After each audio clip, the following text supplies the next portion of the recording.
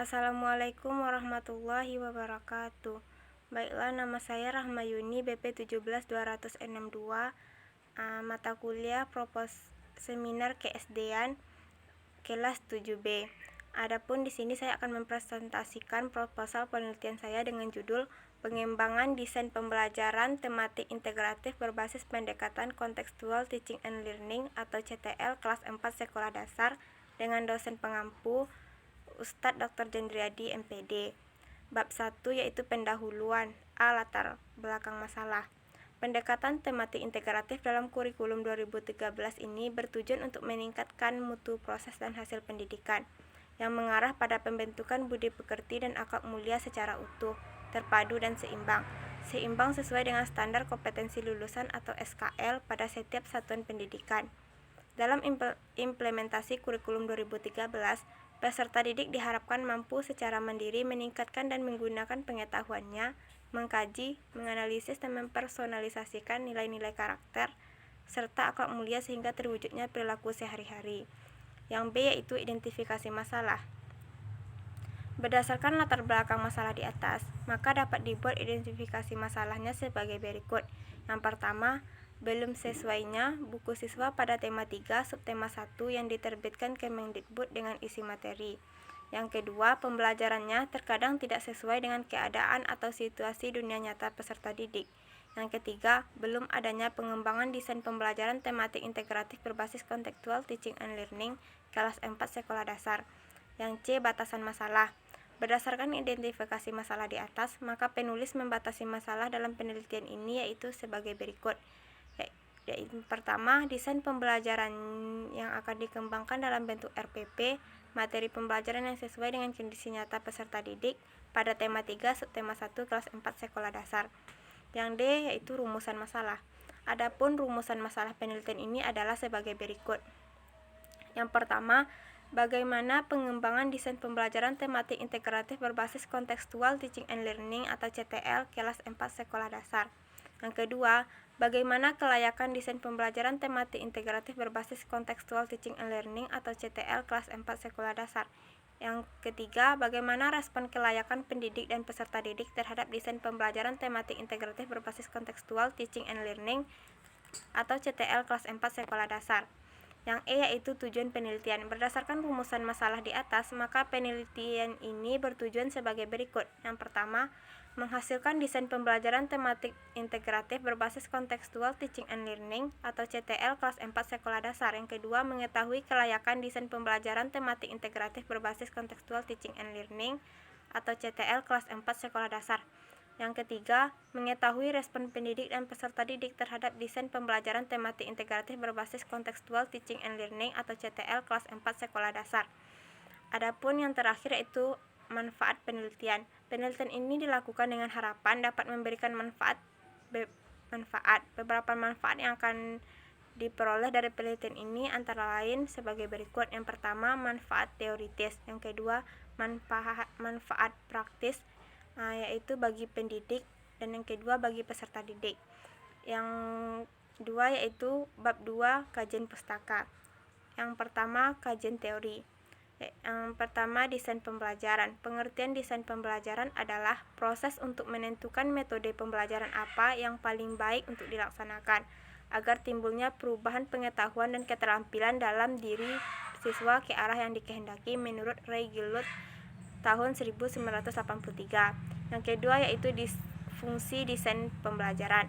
Menurut Asmadawati 2012 halaman 5-6 dalam Ismail 2017 halaman 118-119 yaitu yang pertama, sebagai petunjuk arah kegiatan dalam mencapai tujuan. Yang kedua, sebagai alat ukur efektif tidaknya suatu pengajaran. Yang ketiga, untuk bahan penyusunan data agar terjadinya keseimbangan kerja. Yang keempat, untuk menghemat waktu, tenaga, alat-alat, dan biaya.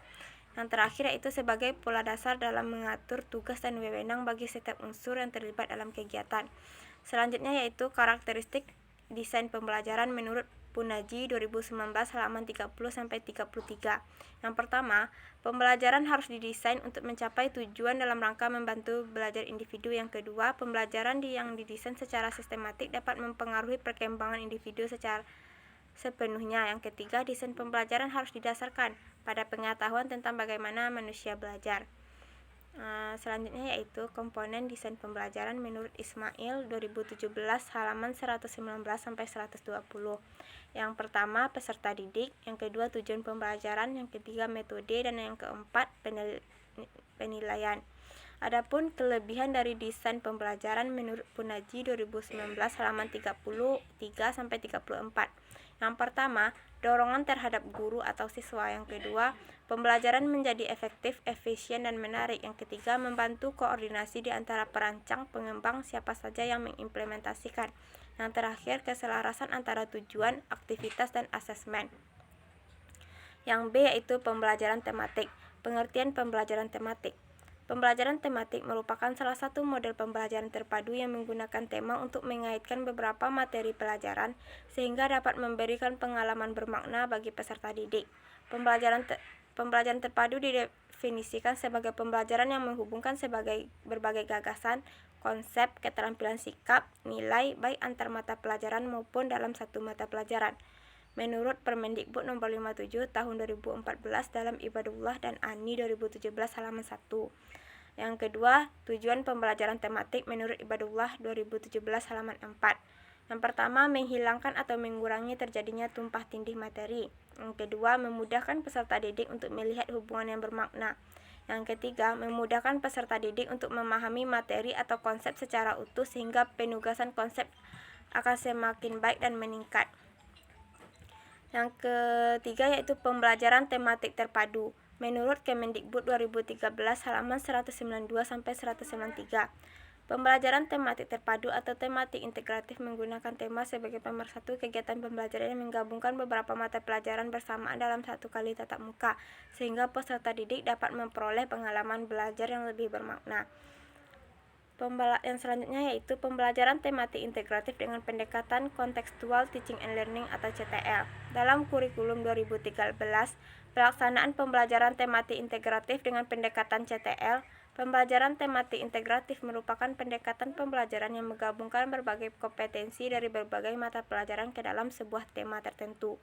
Pembelajaran dengan pendekatan CTL adalah konsep belajar yang mendorong guru untuk dapat menghubungkan materi yang diajarkan dengan dunia nyata siswa menurut Nur Hadi dalam Sugiono 2007.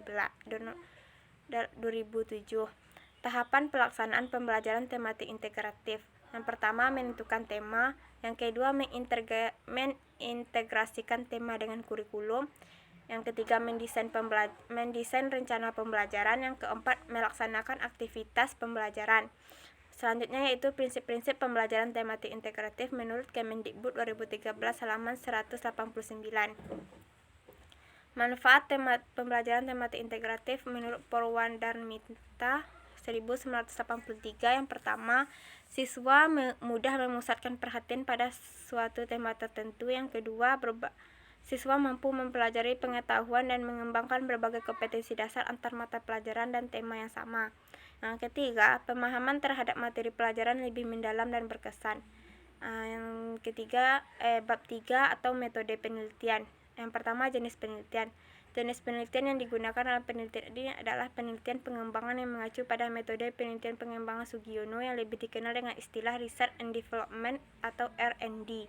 Menurut Sugiono 2009 halaman 407, dalam Budiono 2017 halaman 8, metode Research and Development adalah suatu metode penelitian yang digunakan untuk menghasilkan produk tertentu dan menguji keefektifan produk tersebut. Yang kedua, model pengembangan. Penelitian pengembangan ini menggunakan desain model Broad and Gall dalam Sugiono 2010 halaman 298. Yang pertama, potensi dan masalah. Yang kedua, tahap pengumpulan data. Yang ketiga, tahap desain produk. Yang keempat, validasi desain. Yang kelima, revisi desain. Selanjutnya, uji coba produk, revisi produk, uji coba pemakaian, revisi produk, dan yang terakhir, produk massal. Adapun instrumen dan teknik pengumpulan data. Instrumen yang digunakan untuk mengumpulkan data dalam penelitian ini yaitu adalah uji pakar, tes, dan non-tes. Teknik yang digunakan dalam uji tes di mana tes tertulis yang digunakan berbentuk pilihan ganda sedangkan teknik non-tes menggunakan lembar angket dan observasi. Kevalidan desain pembelajaran di analisis menggunakan uji pakar berupa deskriptif, kategoris, dan presentasi, sedangkan teknik analisis data menggunakan uji T. Baiklah, sekian presentasi dari saya ucapkan terima kasih. Assalamualaikum warahmatullahi wabarakatuh.